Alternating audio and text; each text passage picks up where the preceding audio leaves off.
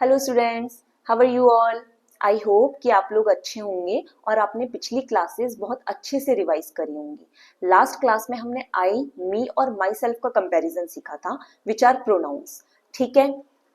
अच्छा, आप लोग पहली बात तो ये है कि स्पोकन में जब भी आप जितने भी आप टॉपिक्स करते जा रहे हैं तो आप अपनी डेली लैंग्वेज में आप इसको यूज करिए। एक सेंटेंस, दो सेंटेंस, तीन सेंटेंस बनाइए और खुद से उसको यूज करिए। ठीक है। इससे क्या होगा कि आपका कॉन्सेप्ट क्लियर भी होता जाएगा और साथ साथ में आपके दिमाग में चीजें बैठते भी जाएंगी। तो जो आज का हमारा टॉपिक है, आज का टॉपिक हमारा रहेगा फॉर वर्सेस सिंस। क्योंकि फॉर और सिंस एक ऐसा टॉपिक है जिसमें बच्चों को बहुत ज्यादा कंफ्यूजन बना रहता है कि कहाँ पे क्या चीज यूज होंगी। स्कूल गोइंग स्टूडेंट्स हो, चाहे आप स्पोकन कर रहे हो या फिर चाहे आप ग्रामर सीख रहे हो, इन तीनों में ही फॉर और सिंस एक बहुत ही ज्यादा इंपॉर्टेंट रोल प्ले करता है। इसलिए जो है हम आज ये वाला टॉपिक क्लियर करेंगे। ठीक है। देखिए देखिए फॉर और सिंस, पहले तो इसका उद्देश्य क्या है। उद्देश्य यानी कि ऑब्जेक्टिव। फॉर और सिंस का आपको सही इस्तेमाल सिखाना है कि आप कैसे इसको सही तरीके से यूज करेंगे। ठीक है। फॉर का यूज तो जनरल भाषा में भी आपका बहुत ज्यादा यूज होता है, सिर्फ एक टाइम के पर्सपेक्टिव से यूज नहीं होता है। क्योंकि फॉर और सिंस जो होता है, मेनली फॉर और सिंस का कंपैरिजन जब भी किया जाता है तो कहीं ना कहीं वहां टाइम की बात हो रही होती है। किस चीज की बात हो रही होती है? टाइम की बात हो रही होती है। लेकिन उसके अलावा भी फॉर के बहुत सारे यूजेस हैं जो कि हम देखेंगे इस क्लास में आगे, तो वहां पे भी यूज होता है। देखिए, उसके बाद वाक्यों को आपने सही ढंग से बोलना सीखेंगे और फॉर के सभी सामान्य प्रयोग, मैंने बोला था ना सिर्फ टाइम के लिए यूज नहीं होता है, तो और क्या क्या यूजेस होते हैं वो भी हम लोग सीखेंगे। इसके अंदर हम लोग आज जो है मेनली 6 टॉपिक्स कवर करेंगे कि सबसे पहले तो फॉर कैसे यूज होता है, सिंस कहाँ पे यूज होता है, फॉर और सिंस का हम कंपैरिजन भी करेंगे और हम कुछ एग्जांपल्स, डेली लाइफ के एग्जांपल्स भी सीखेंगे। उससे हमारा जो है टॉपिक क्लियर हो जाएगा कि डेली यूज में कैसे, आखिर डेली लाइफ में हम लोग कैसे यूज करते हैं। फिर कुछ इसकी एक्सरसाइज करेंगे, उसके बाद एक छोटा सा होमवर्क भी रहेगा। होमवर्क तो बस इसीलिए कि आपका टॉपिक जो है वो क्लियर हो जाए हमेशा के लिए, इसीलिए ये जो है होमवर्क का सेशन भी इसमें ऐड रहता है। ठीक है। चलिए, सबसे पहले हम सीखेंगे फॉर ड्यूरेशन के लिए यूज होता है। यहाँ पे टाइम के पर्सपेक्टिव में बात किया जा रहा है।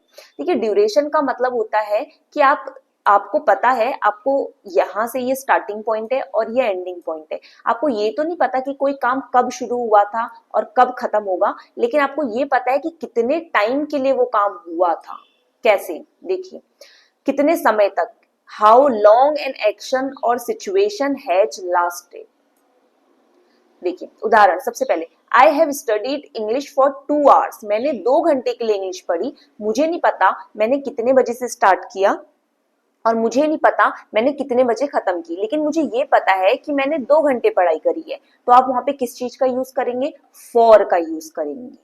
ठीक है। Next, she has lived in Delhi for 5 years। वो दिल्ली में कितने सालों से रह रही है? 5 सालों से रह रही है। और वो 5 साल कौन से वाले हैं हमें नहीं मालूम, लेकिन हमें ये पता है वो 5 years से रह रही है। तो इनको हम ड्यूरेशन कहते हैं। इनको क्या कहा जाता है? इनको बोला जाता है ड्यूरेशन। कितने समय तक के लिए, how long an action has lasted. Okay. अच्छा, second is for non time uses के लिए कैसे यूज होता है, मतलब टाइम के लिए यूज नहीं कर रहे, अब आप टाइम नहीं दिखा रहे कहीं पर कि मैंने इतने समय के लिए किया था या कितने समय के लिए किया था। फॉर का टाइम के अलावा कैसे यूज हुआ है, ये दिखाता है purpose, reason, benefit, exchange, support या फिर ओपिनियन आपने कहीं पे देना होता है। फॉर एग्जाम्पल, सबसे पहले पर्पस के लिए, पर्पस के लिए देखिए क्या करना है। पर्पस यानी कि आपका मोटिव क्या है किसी काम को करने के लिए। जैसे कि यहाँ पे एग्जांपल लिखा है, indicates why something is done. क्यों, आखिर क्यों कोई काम हुआ है। जैसे कि this pen is for writing. ये पेन है किस चीज के लिए? इस पेन का पर्पस क्या है? राइट करना। तो इज फॉर यहाँ पे इस पर्पस से यूज हुआ है। I went to the market. मैं बाजार गई।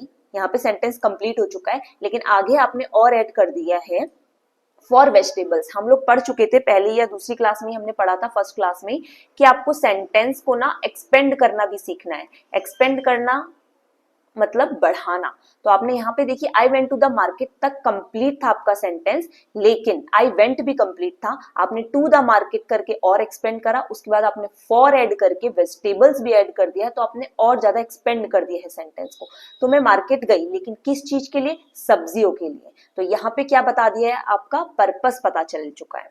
ठीक है, नेक्स्ट वी हैव बेनिफिट के लिए या फेवर के लिए कैसे यूज होता है? लाभ या भला। जैसे shows who benefits from an action, किसी एक्शन से किसका भला हो रहा है। जैसे आई कुक्ड, मैंने खाना बनाया, फूड फॉर, किसके लिए? मेरी फैमिली के लिए। तो यहाँ पे बेनिफिट किसको मिला है? मेरी फैमिली को मिला है, तो for my family.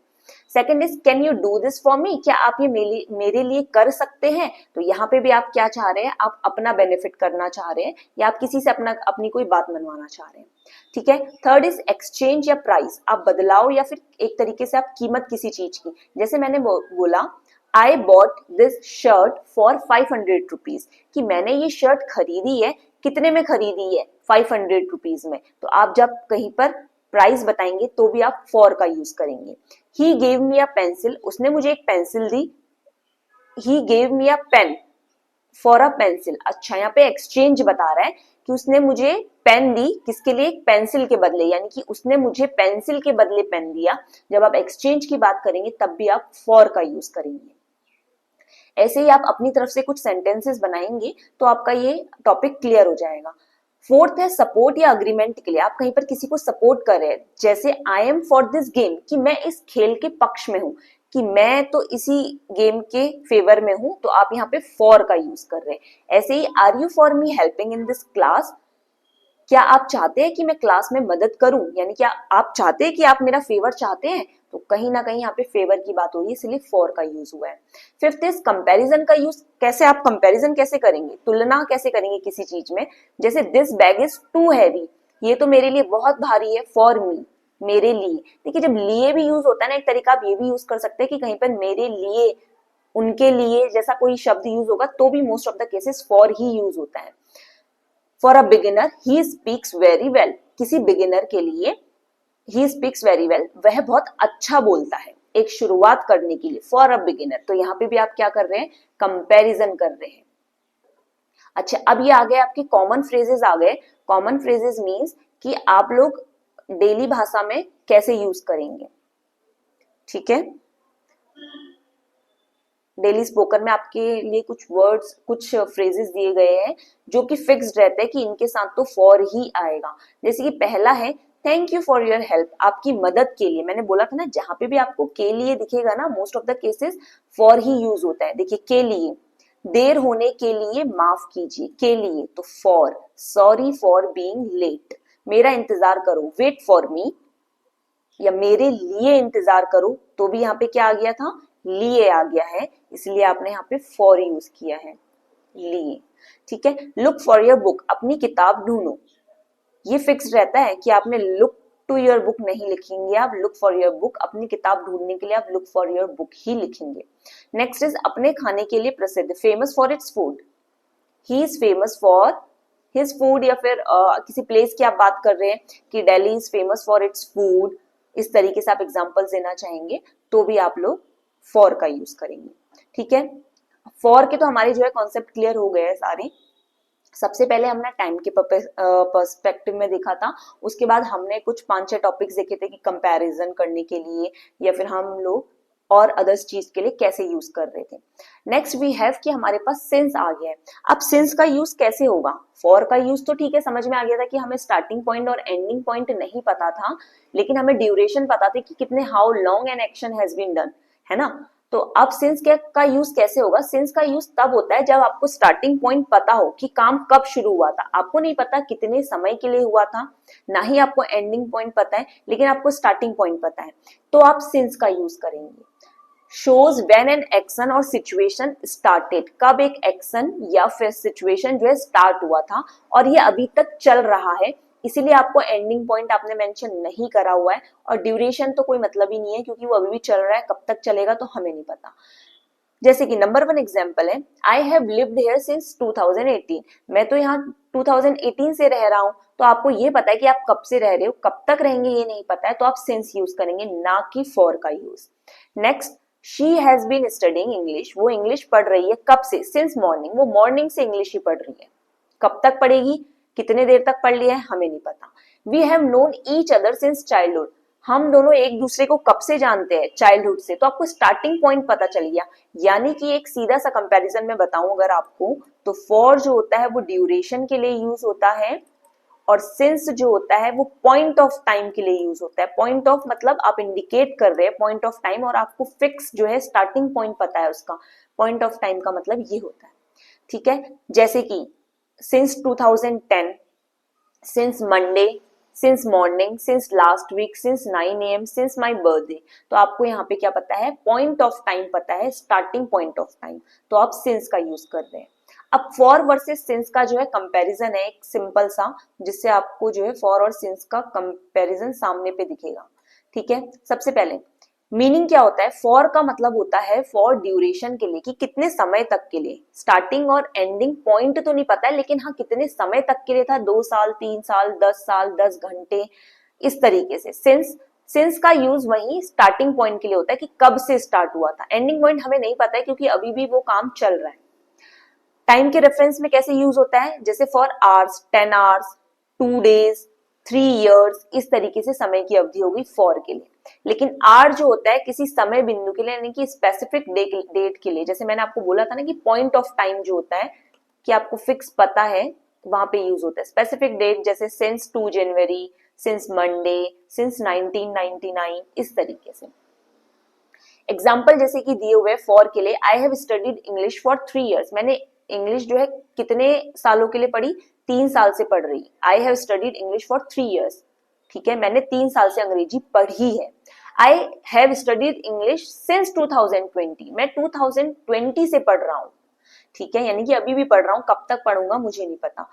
Question, how long, अच्छा कितने कितने लंबे समय के लिए आपने कोई काम किया है, वहां पे आप फॉर यूज करेंगे। और कब से, सिंस व्हेन, कब से आप कोई काम कर रहे हैं, वहां पे आप सिंस यूज करेंगे। तो ये एक तरीके से याद करने के लिए कि फॉर हाउ लॉन्ग, जैसे फॉर का हाउ लॉन्ग के साथ फिक्स होता है ना, कुछ चीजें होती है ना याद रहती है। फॉर हाउ लॉन्ग, कितने लंबे समय के लिए आपने ये काम किया है, और सिंस व्हेन, कब से आप ये काम कर रहे हैं। वर्क्स इन बोथ, दोनों में काम करता है, positive and negative. How long works in both, दोनों में। चलिए, इसका तो यहाँ पे कोई ऐसा कोई खास मतलब नहीं है। Next way of common mistakes क्या करते हैं ना, I have lived here since 3 years, वही है कि सिंस की जगह पे फॉर का यूज कर दिया है और फॉर की जगह पे सिंस का यूज कर दिया है। जहाँ पे आपको एग्जैक्ट टाइम पता होता है, स्टार्टिंग पॉइंट, तो वहां पे आप सिंस यूज करते हैं। जबकि जहां पे आपको ड्यूरेशन पता होता है 3 इयर्स जैसा, तो वहां पे आप फॉर यूज करते हैं, ठीक। अगला है कि आप लोग एग्जाम्पल्स इन डेली कॉन्टेक्स्ट के यूज में आप कैसे यूज करेंगे। सबसे पहले रोजमर्रा की लाइफ में, I have been cooking for 1 hour, मैं तो पिछले 1 घंटे से खाना बना रहा हूँ या बना रही हूँ, फॉर 1 आवर। तो आपको यहाँ पे ड्यूरेशन पता है, 1 घंटे से बना रहा हूँ, कितना समय और लगेगा मुझे नहीं पता। I have been cooking since 6 PM, दोनों का मतलब सेम ही है, खाना बनाने की ही बात हो रही है, लेकिन यहाँ पे बात हो रही है कि मैं 6 बजे से खाना बना रहा हूँ। पॉइंट ऑफ टाइम पता है मुझे कि कितने बजे से बना रहा हूँ, लेकिन यहाँ पे पहले वाले एग्जाम्पल्स में 1 आवर में हमें नहीं पता मैंने कितने बजे स्टार्ट किया, 6:05 पे, 5:10 पे, या कितने समय में, लेकिन मुझे ये पता है कि मैं पिछले 1 घंटे से खाना बना रहा हूँ। तो यहाँ पे ड्यूरेशन पता है, इसलिए फॉर यूज हुआ है। नेक्स्ट में टाइम एग्जैक्टली आपको पता है 6 PM से, इसलिए सिंस यूज हुआ है। I have studied maths for 2 hours, मैंने 2 घंटे से गणित पढ़ी है, मैं 2 घंटे से गणित पढ़ रहा हूँ। I have studied maths for 2 hours, यानी कि अभी काम चल रहा है, आगे भी चलता रहेगा। और सिंस मॉर्निंग का मतलब है मॉर्निंग से पढ़ रहा हूँ, लेकिन मुझे मॉर्निंग का वो टाइम याद नहीं है कि जितने बजे से मैंने पढ़ना स्टार्ट किया था, इसीलिए मैंने जो है यहाँ पे सिंस यूज किया है, ठीक है। ड्यूरेशन मुझे नहीं पता है। He has worked in this company for 10 years, वह इस कंपनी में 10 साल से काम कर रहा है, फॉर 10 ईयर्स से कर रहा है। बस मुझे यही पता है स्टार्टिंग, और मुझे नहीं पता कब उसने कंपनी ज्वाइन करी थी, कब वो कंपनी छोड़ेगा। And next is he has worked in this company since 2014, क्योंकि 2014 में मेरे साथ उसने कंपनी ज्वाइन करी थी, इसलिए मुझे ये पता है कि 2014 में से ही वो है इस कंपनी में उसने काम करना शुरू किया था, इसलिए पॉइंट ऑफ टाइम आपको पता है, तो आपने सिंस का यूज किया है, ठीक है। हॉबीज और एक्टिविटीज में भी आप यूज कर सकते हैं, जैसे कि मैं 3 घंटे से फुटबॉल खेल रहा हूँ, और 2 PM से मैंने जो है फुटबॉल खेला, सिंस 2 PM, ठीक। फिक्स टाइम पता है तो सिंस लग जाएगा, और अदरवाइज आप फॉर यूज करेंगे। नेक्स्ट वी हैव हमारे पास एक्सरसाइज है, कुछ हमने क्वेश्चंस करने हैं, इसके बाद we have homework as well ना। ओके ठीक है, तो एक्सरसाइज जो है हम यहीं पर करेंगे ताकि आपका कॉन्सेप्ट क्लियर हो जाए। आई हैव नोन हर, बताइए 5 ईयर्स आर्क है, आप 5 साल से उसे जानते हैं, आपको स्टार्टिंग पॉइंट तो पता ही नहीं है कि आपने कब से उसे जानते हैं, तो आप यहाँ पे क्या यूज करेंगे, फॉर 5 ईयर्स, मैं उसे जानता हूं कितने सालों से, 5 ईयर्स से। शी हैज बीन सिक, वो बीमार है कब से, मंडे से ना, तो आपको पॉइंट ऑफ टाइम पता है कि वो मंडे से बीमार है, यानी कि सिंस। ठीक है, कितने दिन हो गए आज हमें नहीं पता, मुझे ये पता है कि सिंस से जो है वो सॉरी मंडे से जो है वो बीमार है। ठीक है, बाकी वो बात अलग है कि आप आइडिया लगा सकते हैं कि मंडे से कितने दिन हो गए, लेकिन हमें नहीं पता ना कौन सा वाला मंडे, अभी जो मंडे निकला है वो कि उसके पहले वाला मंडे, इसलिए आप क्या यूज करेंगे, since. We have waited dash 30 minutes, देखिए यहाँ पे ड्यूरेशन दिया है 30 मिनट्स, कौन से 30 मिनट्स है मुझे नहीं पता, तो यहाँ पे फॉर यूज होगा क्योंकि ड्यूरेशन है। नेक्स्ट, वो यहाँ काम कर रहा है कब से, ही हैज वर्क देयर 2010 से ना, तो सिंस, क्योंकि मुझे पॉइंट ऑफ टाइम पता है, जब भी पॉइंट ऑफ टाइम की बात होगी यानी कि आपको फिक्स टाइम पता है कि Monday Tuesday 2010 morning evening 5 PM 6 PM, तो आप सिंस का यूज करेंगे। देखिए दिस पेन इज किस चीज के लिए है, ये पेन किसके लिए है, फॉर राइटिंग, लिखने के लिए है। मैंने आपको बोला है कि के लिए भी जो है आप क्या यूज करते हैं, फॉर यूज करते हैं। आई बाउट दिस शर्ट कितने रुपए में, फॉर 500 रुपीज में। I am for helping you, तो फॉर के कॉन्सेप्ट से ही कि फॉर जो है टाइम के अलावा कैसे यूज होते हैं। अच्छा, आपने स्पीकिंग प्रैक्टिस करनी है कि how long have you studied English, किसी ने आपसे पूछा कि आप कितने समय से इंग्लिश पढ़ रहे हैं, तो आपने बोला I have studied English for, अभी आप जितने भी घंटे से पढ़ रहे होंगे लाइक 2 आवर्स से हो सकता है, ठीक है, तो आपने बोल दिया कि 2 आवर्स, मैं 2 घंटे से इंग्लिश पढ़ रहा हूँ, क्योंकि यहाँ पे आपको फॉर यूज करना है। हो सकता है आप ईयर्स से पढ़ रहे हो तो आप 2 ईयर्स बोल सकते हो, ठीक। अच्छा, सिंस व्हेन, कब से आप इंग्लिश पढ़ना चालू किया था, I have studied English since childhood, बचपन से, या सिंस 2026, ऐसे भी बोल सकते हैं, ठीक है, जहां पॉइंट ऑफ टाइम आपको पता है। ड्रॉ अ लाइन, एक रेखा बनाए, start 2018 mark, since 2018 starting point, ठीक है, वो मैं आपको बता चुकी हूँ, वो सबसे पहले ही हमने लाइन ही बना दी थी कि ये स्टार्टिंग पॉइंट है, यहाँ से आपने स्टार्ट किया है, यहाँ पे आपका एंड हो गया है, तो आपको ये पता है कि यहाँ से यहाँ तक आपको 2 इयर्स लगे हैं, तो आप फॉर यूज करेंगे। अगर आपको ये नहीं पता है, आपको ये पता है कि कब आपने शुरू किया था, लेट सपोज 2020 में शुरू किया था, पॉइंट ऑफ टाइम पता है, तो आप सिंस यूज करेंगे। ये तो हमने सबसे पहले ही जो है लाइन बना के कर दिया था ना। ओके, अब आपके लिए एक छोटा सा होमवर्क है, बहुत ज्यादा होमवर्क नहीं है, होमवर्क करेंगे आपके लिए ही बहुत ज्यादा अच्छा रहेगा।